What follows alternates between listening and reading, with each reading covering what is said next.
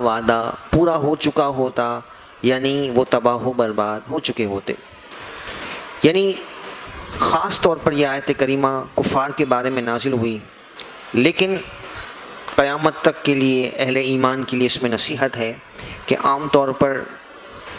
جب ہم غصے میں ہوتے ہیں یا پریشانی میں ہوتے ہیں تو زبان سے بد دعائیں نکالتے ہیں اور چیزوں کو، اپنی اولاد کو، مال و اسباب کو کوستے ہیں اور برے کلمات اور بدوائیں ہم دینا شروع کر دیتے ہیں۔ تو یہ اللہ تعالیٰ کا فضل ہے۔ اس آیت میں فرمایا گیا کہ اللہ تعالیٰ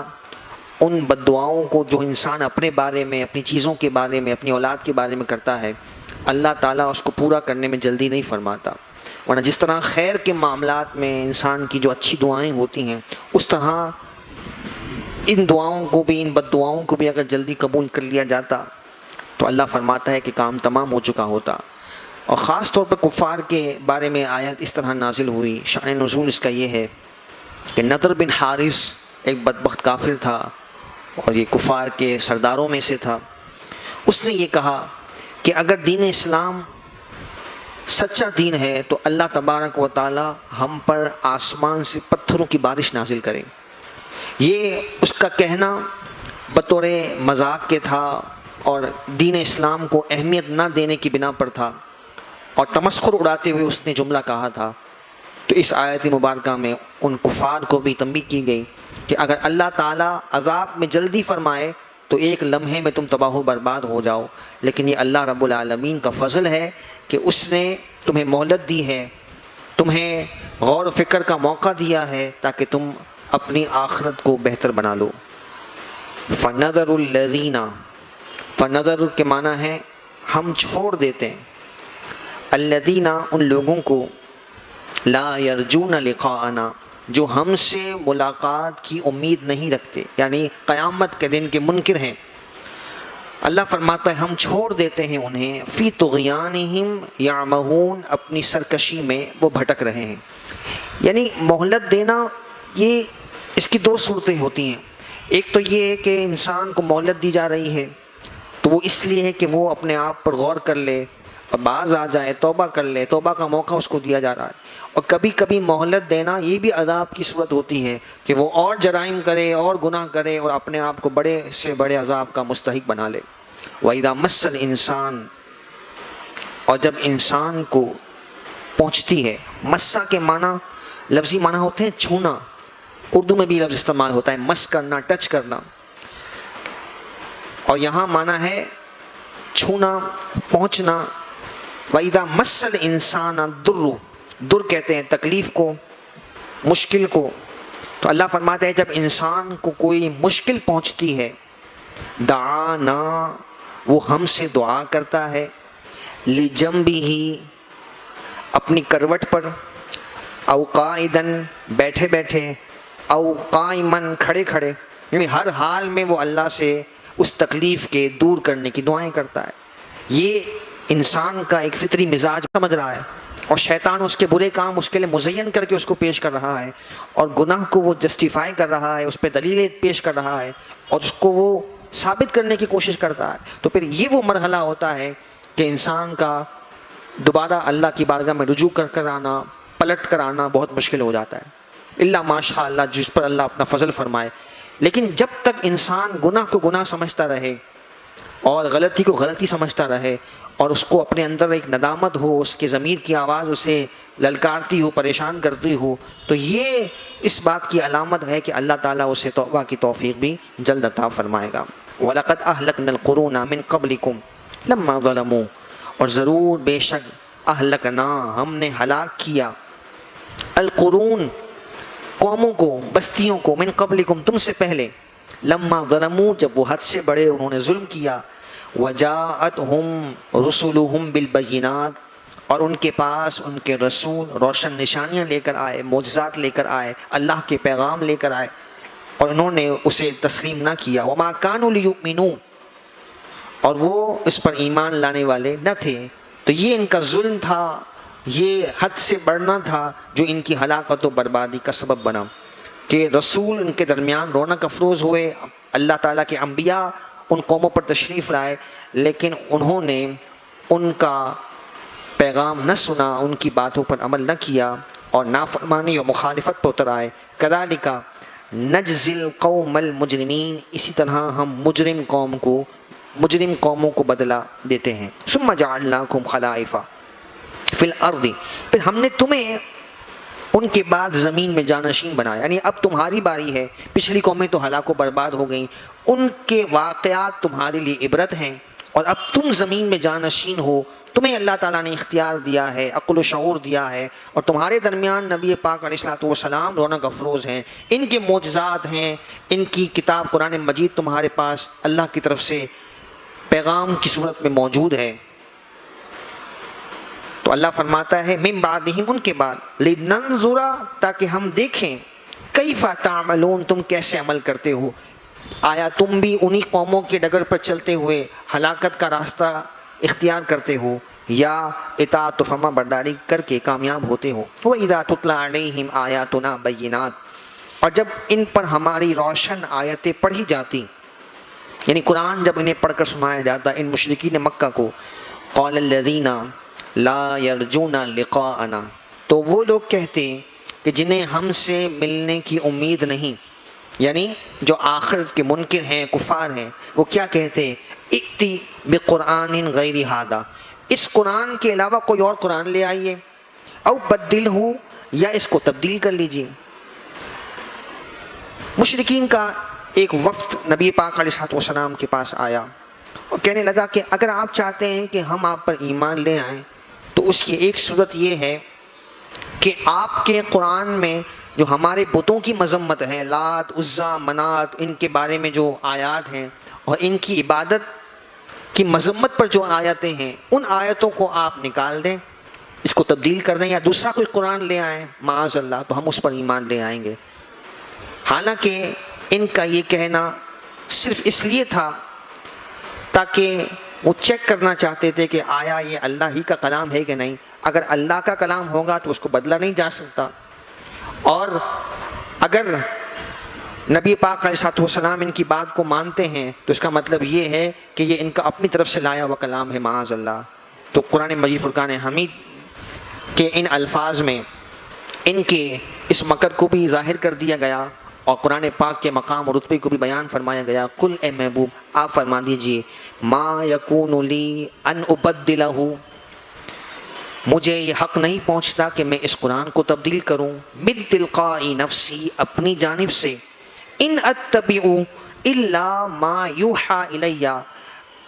میں تو اسی کا تابع ہوں جو مجھ پر وحی کی جاتی ہے، یعنی یہ اللہ کا کلام ہے اور اللہ تعالیٰ نے وحی کے ذریعے سے اس کو نازل فرمایا، اس کو اپنی جانب سے نہیں بدلا جا سکتا۔ انی اخاف ان عصیت ربی، مجھے خوف ہے اگر میں اپنے رب کی نافرمانی کروں، عذاب یوم عظیم، بڑے دن کے عذاب کا۔ یہ ان مشرکین کو بھی تنبیہ تھی اور قیامت تک کے لیے اہل ایمان کے لیے تنبیہ ہے کہ اللہ تعالیٰ کی نافرمانی، اس کی خلاف ورزی اور اس کے احکامات کو مسترد کر دینا، یہ اللہ تعالیٰ کے عذاب کا سبب ہے۔ قل، اے محبوب آپ فرما دیجئے، لو شاء اللہ، اگر اللہ چاہتا، ما تلوتہ علیکم، تو میں یہ تمہیں پڑھ کر نہ سناتا، یہ اللہ کے فیصلے ہیں، اللہ تعالیٰ ہی نے یہ کلام مجھے عطا کیا، ولا ادراکم بھی، اور تمہیں اس کتاب سے خبردار نہ کرتا، فقد لبثت فیکم عمرا من قبلی، تو ضرور بے شک میں نے تم میں اس سے پہلے عمر کا ایک طویل حصہ گزارا ہے، یعنی 40 سال جو نبی پاک علیہ الصلوۃ والسلام نے ان مشرکین کے درمیان گزارے، اس کو نبی پاک علیہ الصلوۃ والسلام نے اللہ تعالیٰ کی حکم سے ان آیات کی روشنی میں بطور دلیل کی ان کو پیش فرمایا کہ میں نے نہ کسی معلم سے پڑھا، نہ کسی کتاب سے میں نے پڑھا، لیکن اس کے باوجود بھی اتنا عالی شان کلام اللہ رب العزت کی بارگاہ سے میں نے تمہیں پیش کیا کہ تم نے ایڑی چوٹی کا زور لگا کر بھی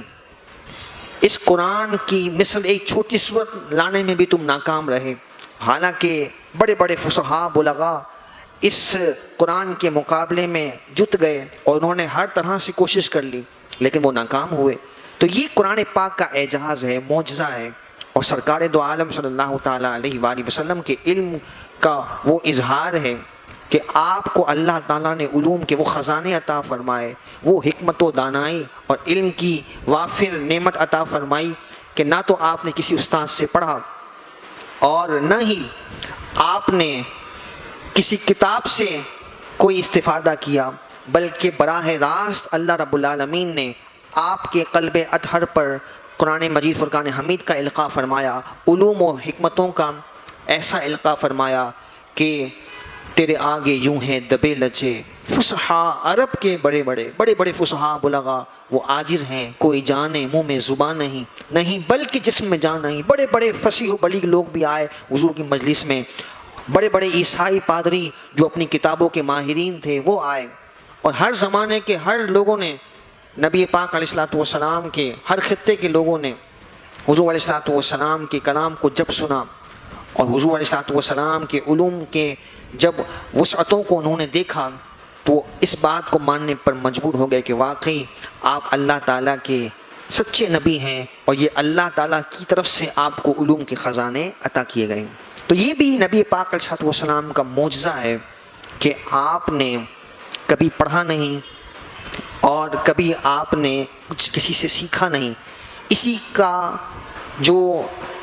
نبی پاک علیہ الصلوۃ والسلام کے اوصاف میں بطور امی کے ذکر ہے، یہی مراد اس سے ہے کہ حضور نے کسی کے سامنے زانوئے تلمس طے نہیں کیے، کسی کے آپ شاگرد نہیں ہوئے، کسی سے آپ نے سیکھا نہیں، بلکہ الرحمن علم القرآن، رحمان عز و جل نے آپ کو سکھایا۔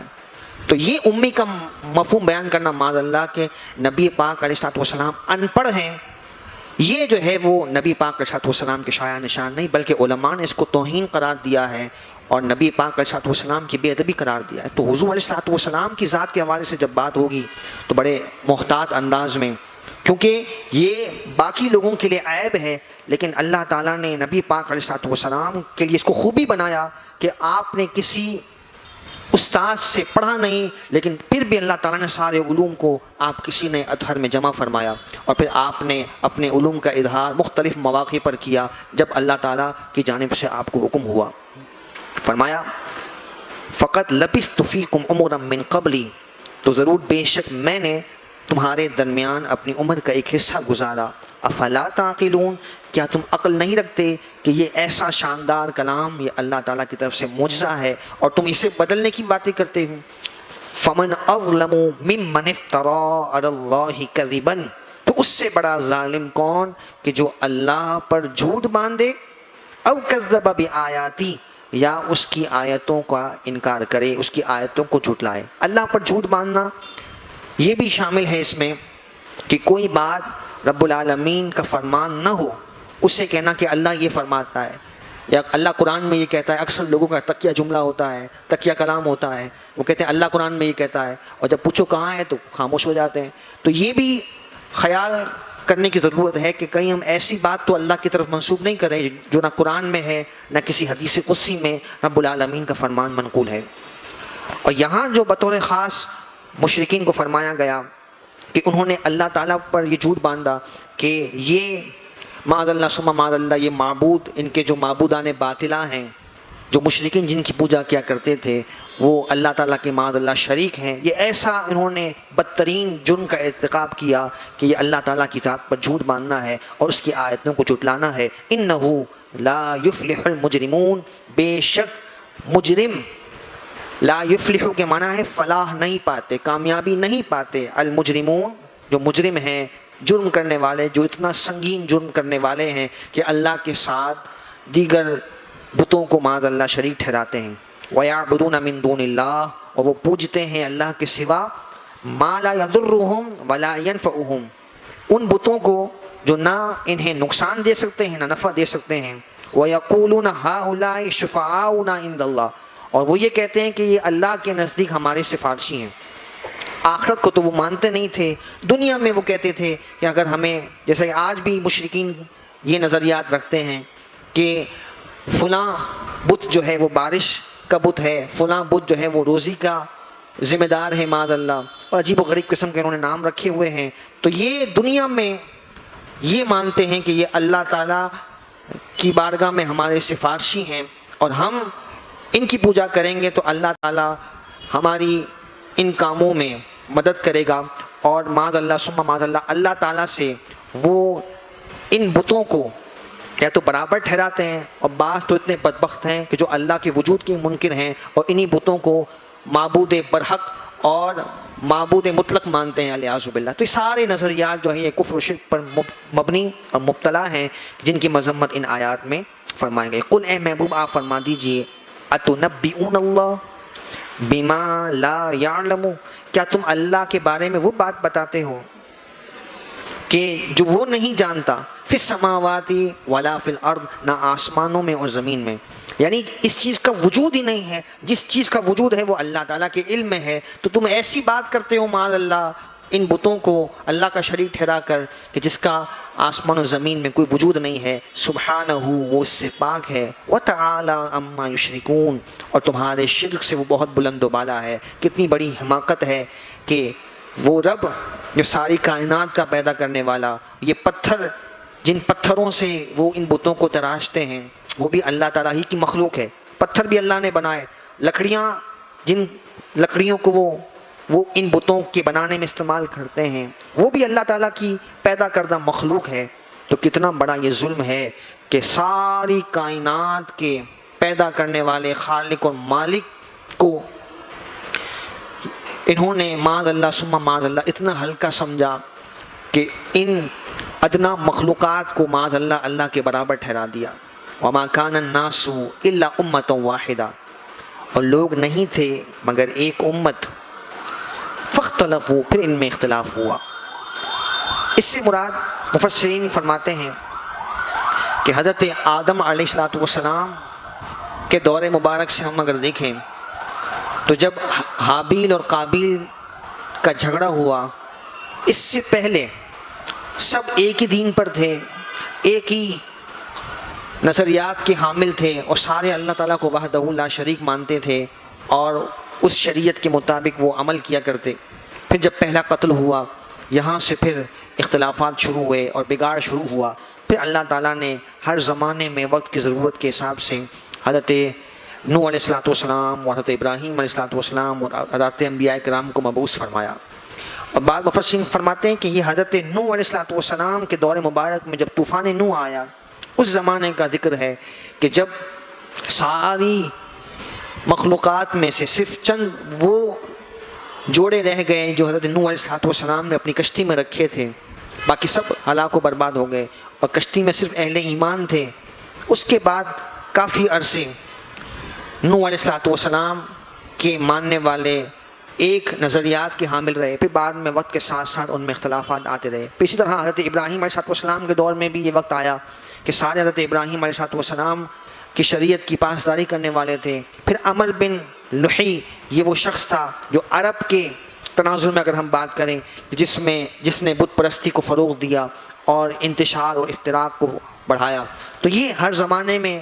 انبیاء سابقین کی امتوں میں ایسا ہوتا رہا، اور یہ بھی اللہ تبارک و تعالیٰ نے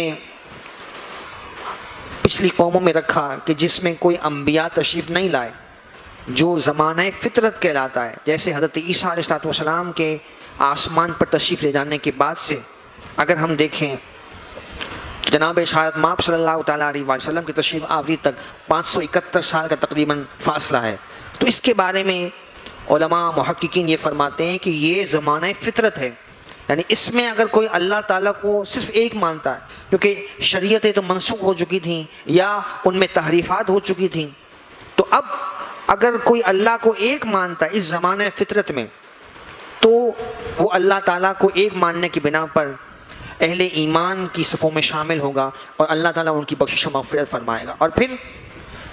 اس آیت کے ایک معنی مفسرین نے یہ بھی بیان فرمائے کہ جب انسان پیدا ہوتا ہے، جیسا کہ حدیث مبارکہ ہے کل مولود یولد علی فطرت، اور ایک روایت میں علی فطرت الاسلام فرمایا گیا کہ ہر پیدا ہونے والا بچہ فطرت اسلام پر پیدا ہوتا ہے۔ فَأَبَوَانِ يُحَوِّدَانِهِ أَوْ يُنَصِّرَانِهِ، انہوں نے فرمایا کہ پھر اس کے والدین اسے یہودی یا نصرانی بناتے ہیں۔ یعنی اللہ تعالیٰ نے ہر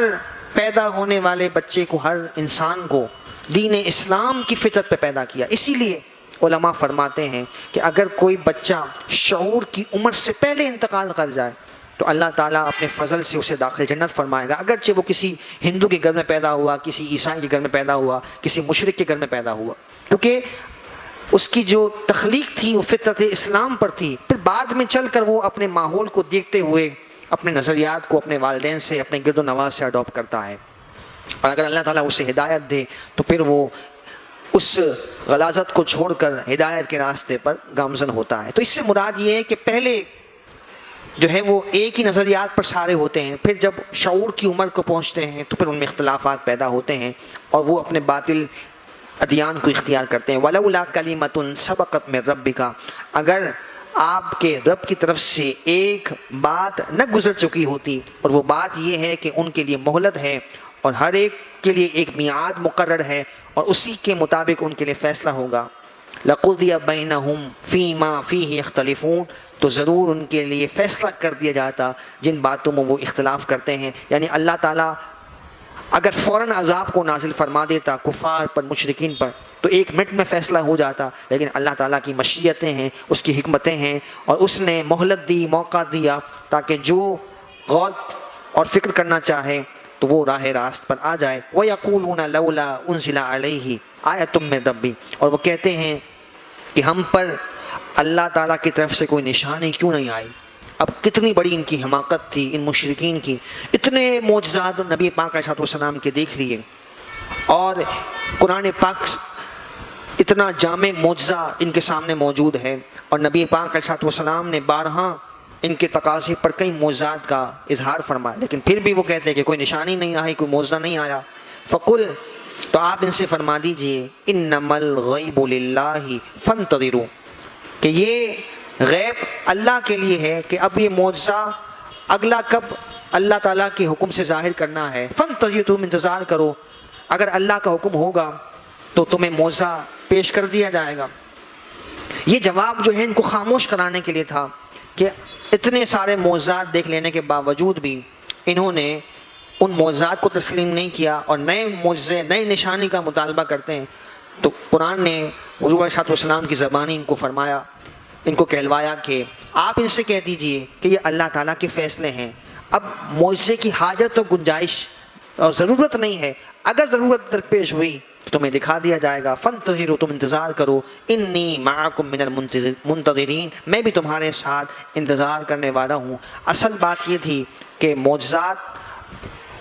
کا مطالبہ ان کی جانب سے صرف اسی لیے تھا کہ بات کو طول دیا جائے اور ڈیلے کیا جائے اور ہیلے بہانے کر کے بات کو اور انکار کے بہانوں کو تلاش کیا جائے۔ اس لیے اس آیت مبارکہ میں فرمایا کہ رب کے فیصلے ہیں، رب تعالیٰ جب چاہے گا اللہ تعالیٰ اپنے حبیب کو حکم اشار فرمائے گا اور معجزوں کا ظہور ہوگا۔ اللہ تعالیٰ ہمیں ان آیات کی برکتیں عطا فرمائے۔